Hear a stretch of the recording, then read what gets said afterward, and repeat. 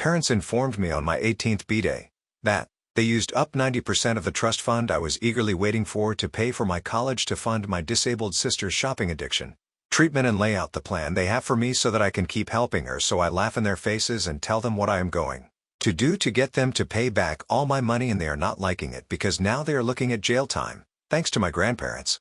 To give you some context, my sister Corey has Down syndrome. She's 4 years older than I am, and from as far back as I can remember, I was aware that my sister was different from me in many ways, even as a young child. I noticed that Corey would often react intensely to every situation. If things didn't go her way, even in small ways, she would scream and cry in a way that most kids didn't. It was like she couldn't handle the frustration of things not lining up with her expectations. Growing up, Corey didn't have any friends. She had trouble picking up on social cues and often came across as blunt or even abrasive. While she wasn't intentionally being rude, her straightforwardness could be off-putting to other kids who didn't understand her condition. As a result, many children chose to keep their distance, which left her feeling isolated. Because of this, my parents made a point of involving me in her social life, often telling me I needed to take her along when I spent time with my friends. I understood that they wanted her to feel included and have someone to interact with, and at first I didn't mind bringing my older sister along. I thought it would be nice for her to have some company and maybe even to make a friend or two through my own social circles. However, spending time with Corey around my friends wasn't easy. Her social skills were limited and she struggled to fit into group settings. Often, she would act out in unexpected ways. Sometimes she would push other kids or even hit them, especially if they had something she wanted. As a result, as time went on, my friends became less interested in hanging out with me if it meant Corey would be there too. They didn't want to deal with the unpredictability of her behavior, and frankly, I understood their perspective. They were just kids who wanted to play without interruptions or sudden bursts of aggression. Corey's impatience and her tendency to lash out made things challenging for everyone, and I couldn't completely fault my friends for stepping back from those situations. I understand that as her sister, I had a role to support and be there for Corey, especially given her challenges. But, honestly, I also needed space to grow, make my own friends, and experience life independently. Yet my parents never allowed me to just be me. Whenever I wanted to do something on my own or spend time with my friends without Corey, they would make me feel guilty for even thinking about leaving her behind. They'd say things like, "Sisters should stick together," or "You need to think about Corey. You're her sister." It was like they expected me to always choose her over my friends or anyone, regardless of what I wanted or needed for myself. What made things harder was that they never seemed to direct these same efforts towards helping Corey understand how to adjust her behavior or improve her social skills. They never sat her down to explain why sharing or being gentle towards everyone might help her connect better with others. Instead, it was as though they simply accepted that I would fill in all the gaps in her social life. And so over the years, I became Corey's only friend by default. Don't get me wrong, I love Corey deeply. She's family, and I understand that none of this is her fault. I know she faces her own set of challenges every single day, and I can't imagine what it feels like to be in her shoes. But at the same time, do you know what it feels like to be the invisible child in a family? My parents' entire world revolved around Corey, with every decision, plan, and dollar aimed at making her life a little easier, a little more comfortable. Corey requires constant support and specialized care. Over the years, my parents have spent so much on her various therapies, including physiotherapy to help with her physical coordination, speech therapy to improve her communication, and occupational therapy to build her motor skills and independence. She also has routine checkups, medical tests, and evaluations that monitor her progress and keep her health in check. The level of care she needs is extensive and time-consuming, and while I completely understand its importance, it often felt like there was little room left for me. One of the unique challenges with Corey is her low impulse control, which makes boundaries almost impossible for her to understand. For instance, she has an obsession with the color pink, and she absolutely adores anything pink. If she sees something in that color, it's like an instant magnet for her, and she feels compelled to grab it, hold it, and refuse to let it go. It doesn't matter what it is: a pink wallet, a teddy bear, piece of clothing, or even someone else's cherished possessions. Once it's in her hands, she clings to it, and if anyone tries to take it away, she'll break down in tears and sometimes even having a full-on meltdown. This behavior has led to so many uncomfortable situations, especially when we're out in public. My parents often have to negotiate with people or even buy these pink items from complete strangers just to get Corey to calm down. I've watched them pay for all kinds of random pink things, sometimes things that hold no value to us but mean the world to Corey in that moment. I get why they do it, and I understand that. For her, it's not just a want, it's almost a need that she can't control. But watching my parents pour so much time, money, and emotional energy into soothing her impulses and meeting her needs has made me feel, in a sense, overlooked. Also, my parents' approach to parenting Corey has had drastic consequences. Over the years, their way of keeping her content has spiraled into what I can only describe as a shopping addiction for Corey. It started simply enough: every weekend my parents would buy her something pink, whether a toy, a piece of jewelry, or some other trinket to keep her happy, and in a way to bargain for her cooperation throughout the week. My parents would tell Corey that she needed to be a good girl if she wanted them to let her have whatever it was she wanted, and she would quickly agree. What started as a temporary arrangement soon became a long-standing tradition in our family. These purchases aren't cheap either. Many of the items Corey wants are unique or customized, which often means spending a considerable amount of money. For a long time I didn't pay much attention to the cost of all these pink things. I just assumed my parents were able to cover it. I never questioned how they could afford to keep up with this habit week after week, year after year. But eventually, I discovered something I never could have imagined. My parents hadn't been handling these expenses through regular budgeting or savings. They had been committing fraud to keep up with the mounting costs. You see, when I was born, my grandparents set up a trust fund for me and Corey with equal amounts allocated for each of us. For Corey, who has Down syndrome, the money was intended for her treatments or anything else she might need, while I was expected to use my share for college or to buy a house. Only my parents had access to these funds, but my grandparents trusted them to manage the money responsibly. They also made sure me and Corey knew about these trust funds from an early age so we could depend on this financial support. It was a thoughtful gift from my grandparents, and I always felt a sense of security knowing that the trust fund would be there when the time came. When Corey turned 18, she received her share of the trust fund, and since she still lives with my parents and depends on them, they've been in charge of managing her money. Over the years, they've used her trust fund to help cover the cost of her treatments and therapies, which have become more intensive as she's gotten older. The money has helped with everything from her medical care to supporting the resources she needs for daily living. I understood that the money was meant to take care of her needs, and I never questioned how it was being used. When I turned 18, I naturally expected to receive my share of the trust fund as well, just like I was promised. I had plans for it already. I was going to use the money for my college tuition, and once that was taken care of, I planned to save the rest for any other expenses I'd face as I entered adulthood. I had my future all mapped out, and I was relying on that fund to help me build a stable path forward. But little did I know, my expectations would soon be shattered. Last week, my grandparents threw a grand celebration for my 18th birthday. They had done the same for Corey when she turned 18. So I'd been looking forward to my own party for quite a while. They had invited everyone in the family. I felt genuinely happy surrounded by the people I loved, and it was one of those days that just felt perfect. After the cake was cut, my grandparents made an announcement to the entire room. They shared how proud they were to see me all grown up now and going off to college, and that as their birthday gift to me this year, I'd been receiving the trust fund that they had set up for me years ago. The whole room broke into cheers and applause with people congratulating me on this amazing gift. I felt this wave of excitement and gratitude wash over me as I hugged my grandparents in gratitude and thanked them for everything. But in the midst of all the excitement, I noticed my parents were the only ones who didn't look happy. While everyone else was smiling and congratulating me, my parents seemed almost indifferent. They stood off to the side.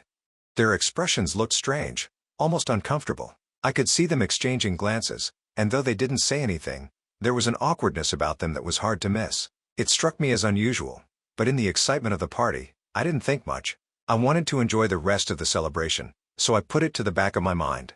Later that evening, after we returned home from the party, I couldn't shake the feeling that something was still off. My parents looked unusually tense and weren't talking much with me. Typically, if they were worried, it was because of something related to Corey, her health, her mood, or something she needed. But that night, Corey seemed perfectly content, even happily playing with one of her new gifts. Sensing that there was more going on, I finally asked my parents if something was wrong. That's when my dad looked at me seriously and told me that he and my mom needed to have a private conversation with me. The tone of his voice immediately sent a chill down my spine. I could tell this was something serious. We sat down together in the living room, and they exchanged worried glances before my dad began to speak. He explained almost hesitantly that they weren't going to be able to give me my trust funds my grandparents had intended. At first, I didn't fully grasp it, so I asked him to explain further. And that's when my dad continued, his voice filled with a mix of guilt and resignation as he admitted that over the years that they had used up all of Corey's trust fund on her. And when nothing was left, they had started to use money from my trust fund as well since they had access to mine. With a deep sigh, he admitted that 90% of my trust fund was gone already, and there was hardly anything left anymore for me. I was taken aback as I processed what he just said. The money that was meant for my future, for my education, was gone. He went on to explain that most of it had been spent on my sister's shopping addiction and the various treatments she required. As his words settled in, a numbness crept over me. My mind raced trying to understand how this had happened without me ever knowing. They had used my trust fund without telling me to support Corey's expenses and habits. I asked them why they would even do something like this to me. This is when my parents began explaining themselves, their voices filled with defensiveness. They told me that taking care of Corey has been financially draining, but they had no choice but to do it for her. Her needs always come first. My dad spoke about the endless expenses, the therapies, treatments, and, of course, the countless gifts she needed every week to keep her calm. I argued that they could have stopped buying her all those things when they realized that it was financially draining. However, they emphasized that for Corey, these items they bought for her weren't just luxuries. They were things that helped her cope, things that made her world a little easier to navigate. And that, they said, had been worth every penny, so they couldn't just refuse her. At that moment, I felt a surge of anger well up inside me. I asked them how they could possibly justify spending almost everything I had for my future without so much as a conversation with me. Did I not matter to them? My dad tried to calm me down, saying that I needed to understand what they had been going through. He talked about the pressure they'd felt, the sacrifices they'd had to make as Corey's caregivers, how exhausting it was to meet her needs week after week. My mom nodded, adding that Corey's condition required constant support, and sometimes that meant spending money in ways that might not be fair to me but were necessary for her and her needs. Both of them felt that since I didn't have any of Corey's conditions, I had an advantage over her anyway, so I should not act so greedy about the money. I felt a tear of frustration roll down my face as I told them that I wasn't questioning Corey's needs or their decision to prioritize her care. I loved her too, but this was about the lack of honesty, the way they'd gone behind my back and used what was supposed to be my future without ever thinking I deserved to know. I told them that this trust fund had been my one sense of security, the one thing I thought I could rely on to start my life independently. And now it was practically gone. But instead of acknowledging how hurt and betrayed I felt, they started to gaslight me by turning the conversation around on me. They told me they were disappointed that I couldn't be more understanding, that as Corey's sister, I should recognize that sometimes sacrifices were necessary and that after all, we were all in this together. I was shocked that they expected me to simply accept it all like a fool, to understand that Corey's needs had to come before mine. No questions asked. I asked them why it was always Corey and never me. Did they not want me to do anything with my life? This is when my parents went on to share a plan they had envisioned for my future, one that revolved around taking over the responsibility of caring for Corey. They explained that they never really cared about my education, since apparently it's not that important, and that all they expected from me was to step up and take over helping them with Corey's needs, both financially and emotionally. My mom looked at me with an expression that was part pleading and part resigned as she said, "You know, we're getting older, and it's exhausting looking after Corey. We won't be able to do this forever, so we need you to step in." She went on to explain that they didn't mind if I went to a local college nearby instead of the college of my choosing. She just hoped I find a stable job as soon as I graduated so I can then take Corey to live with me, and then finally my parents could have some rest.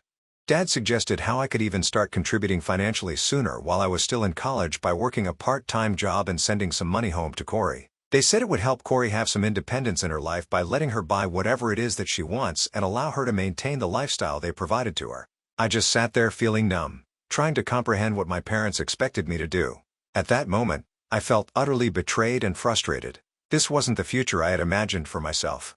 It was as if my parents expected me to give up my own dreams and plans, to seamlessly step into their role as Corey's caregiver without ever asking what I wanted for my own life. Finally, I yelled at them, my voice shaking with a mix of anger and hurt that had been building up for years. "Have you ever thought about what I want? Or am I just here to live for Corey? You never even thought to ask me what I wanted, did you? All these years, I've been expected to just give and give, and now you're pushing me to be Corey's caretaker so you can rest.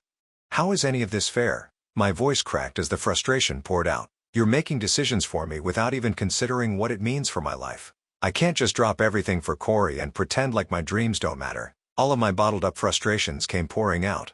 Years of feeling overlooked, years of being told I needed to put Corey first, years of watching them cater to her every whim while I was expected to quietly support from the sidelines. My parents kept trying to convince me, saying that I should not be so self-centered and inconsiderate. It was like they expected me to fall in line and accept a life I never planned for just because they thought it was what was best for Corey. So since last week, I have been straight up ignoring my parents. All I feel for them is resentment. Ida, if I report my parents for stealing my trust fund and using it on my sister, update 1. Wow. This post has blown up in a few hours. Thanks to all your advice. I'm currently on my way to tell my grandparents everything. Since the trust fund came from their money, I feel it's important to have their support as I address this situation. After explaining everything to them, I plan to let my grandparents take the lead in deciding what we should do next. I trust their judgment and know they'll have my best interest in mind as we figure out how to handle this together. The reason I had kept my mouth shut all this time was because I honestly thought my parents would eventually come around, but clearly they haven't. Update 2. It's been 2 weeks since my last update, so I did tell my grandparents everything. Like me, they were shocked when they found out that my parents had used my trust fund without my permission. That same week, everything came to a head when my grandparents came to confront my parents about what had happened with my trust fund. My grandparents had worked hard to set up that fund for both me and Corey, and they had been deeply invested in ensuring we would have the financial support we needed for our futures. So they were understandably angry at my parents for illegally using the funds behind their backs. My mom and dad responded by telling them the same sob story they had shared with me. They explained once again how they had been forced to use the money for Corey's care and therapies. They asked my grandparents to understand why they had done what they did as though their reasoning would somehow make it all right. But my grandfather wasn't having any of it. He yelled at them, his voice full of frustration and disbelief. He told them in no uncertain terms that they were responsible for paying the full amount of the trust fund regardless of the circumstances or the reasons they had for using it. It was clear that he felt betrayed by my parents' actions, and his anger was palpable. For a moment, I thought maybe they'd finally take responsibility and make things right. Then my mother, looking panicked, turned to my grandparents and started pleading with them. She explained how taking care of Corey wasn't easy and how her needs were immense and constant. She admitted that Corey's trust fund simply wasn't enough to cover the mounting costs of her treatments and the ongoing expenses. She justified that using money from my trust fund helped them take care of Corey. And then, in an almost cruel turn of events, my parents turned on me. They scolded me for revealing everything to my grandparents. They were furious that I had exposed their actions and made them face the consequences.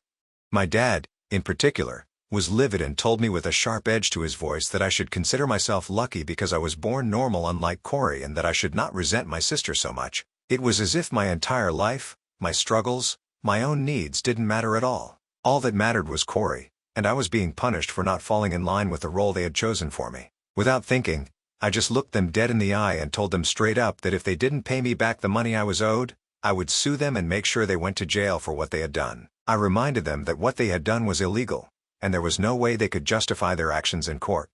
The trust fund was meant for me and me alone, and they couldn't prove otherwise. My voice was calm, but the words were clear and firm. I could see the color drain from my parents' faces as they processed what I had said. It was the first time I had truly stood up for myself, and I could see the shock in their eyes. They weren't used to me being so direct, so resolute. Meanwhile, my grandparents, thankfully, nodded in agreement. They were supporting me as they knew that I was right. Seeing their support, I continued now speaking with more conviction. I told my parents that it didn't matter what they had spent on Corey or how much they had done for her. Corey was their child, and it wasn't my responsibility to sacrifice my future for her. I love Corey, of course, and I would always be there for her, but I wasn't going to give up my own life, my education, my dreams, just to make sure she felt cared for. I made it clear that I was tired of constantly coming second to her, tired of being pushed to the side while her needs always took priority. I ended by saying that I was done with them. I was done being treated like the invisible child, the one who was expected to quietly accept whatever scraps were left for her. The first time in my life, I finally stood up for myself, and I knew it was something I couldn't take back. My parents had pushed me to this breaking point, and I wasn't going to let them continue to control my life and future. My dad immediately argued, his voice full of disbelief and anger, that I couldn't threaten them with jail. He said that as their child, I should have some kind of family loyalty and that I should be always willing to support them, especially after everything they've done for me over the years. His words were meant to make me feel guilty, to remind me of my duty to them. My mom, trying to soften the situation, even chimed in suggesting that since there was still 10% of my trust fund left, I could just take that and keep my mouth shut. It felt like they were treating me like I was some kind of charity case, as if the remaining crumbs of my trust fund were all I deserved and I should just forget everything else. But my grandfather wasn't backing down. He stepped in firmly, and his voice was resolute as he told my parents that if they didn't agree to pay me back the entire amount, he would hire the best lawyer in town so I could sue them. The threat of legal action seemed to have a profound impact on my parents. They finally fell silent, realizing that my grandfather meant business. After a tense back and forth, they reluctantly agreed that what they had done was wrong. Still, they asked my grandparents for some time to think things over. However, the fallout didn't just end there. My dad was livid with me for exposing them to my grandparents and for threatening him and mom with jail time. In his anger, he told me that he never wanted to see my face again. He asked me to move out of his house, telling me how he was done supporting a selfish person like me who could backstab their own family this way. Hearing this, my grandparents immediately offered for me to move in with them. They told me I always have a place with them and that they would support me in whatever way they could as I figured out my next steps. So without a second thought, I packed up my clothes, gathered my important documents, and moved out of my parents' place. Currently, I am living with my grandparents. I hate how my parents just kicked me out, but I am also glad to be away from them. I miss Corey a lot. I know I have ruined my relationship with my family forever after what I did, but I don't regret standing up for myself. Update 3. It's been a month since my last update. My parents, after a lot of pressure and legal threats from my grandfather, finally signed an agreement that my grandfather's lawyer drew up. The terms were straightforward. Since they couldn't repay the full amount they had taken from me in one lump sum, they would make payments over the next 18 months. This would allow them time to pay off the debt gradually without causing a major strain on their finances all at once. The agreement, though, also had a critical stipulation. If they failed to make any payment on the agreed-upon date or if they didn't follow through at all, both I and my grandparents had the right to take immediate legal action. This stipulation was a safeguard, a way to make sure they couldn't avoid paying me back. My parents are still furious with me. They blame me for everything that's happened, and it feels like they can't let go of the anger or shame they're carrying. They still don't understand why I took the steps I did and why I stood up for myself in such a drastic way. But despite their resentment, my grandmother has been reassuring me that none of this is my fault. She reminded me again today that I did what I had to do to protect myself and my future and that I should focus on moving forward now, not looking back. As for Corey, I do see her from time to time. She misses me, and I miss her too. She often asks my parents about me, and it's clear she doesn't fully understand the whole situation, but she knows enough to grasp that something major happened between us.